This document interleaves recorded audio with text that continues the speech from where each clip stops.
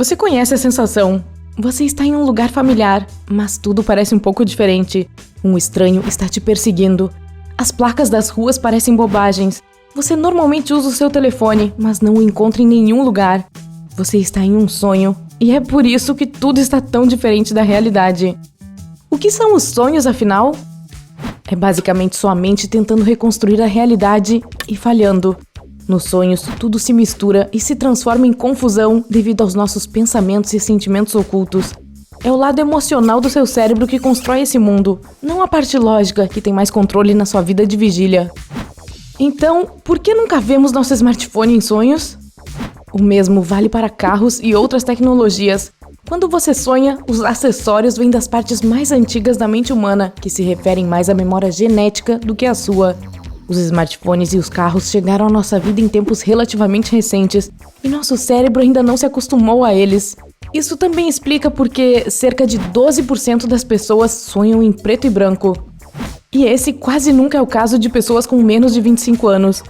Muitos dos que cresceram com a televisão em preto e branco têm sonhos também monocromáticos.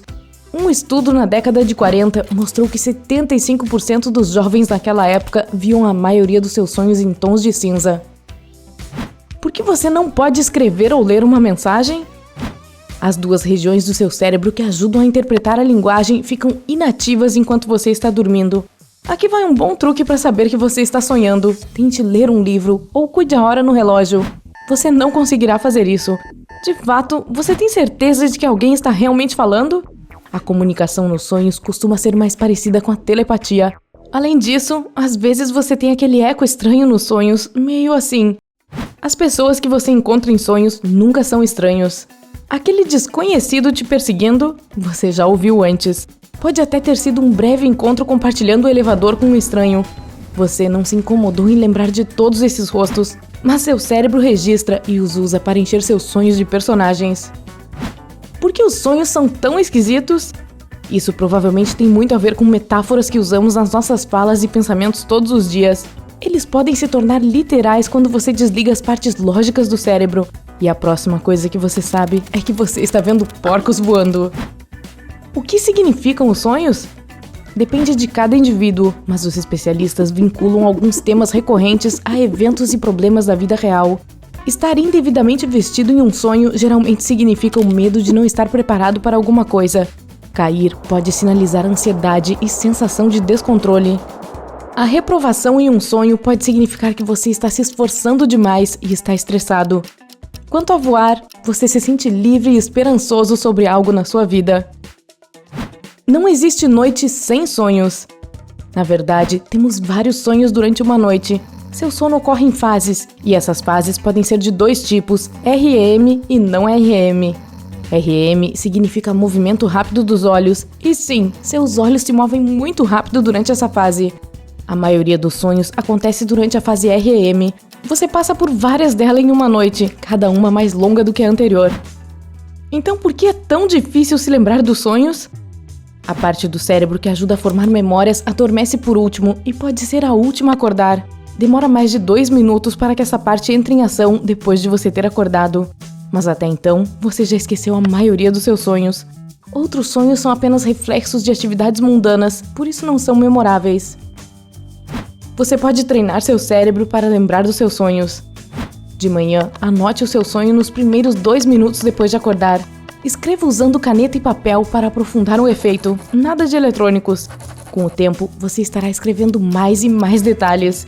Também é mais fácil lembrar dos sonhos nos fins de semana, porque noites mais longas significam mais e mais longas fases REM.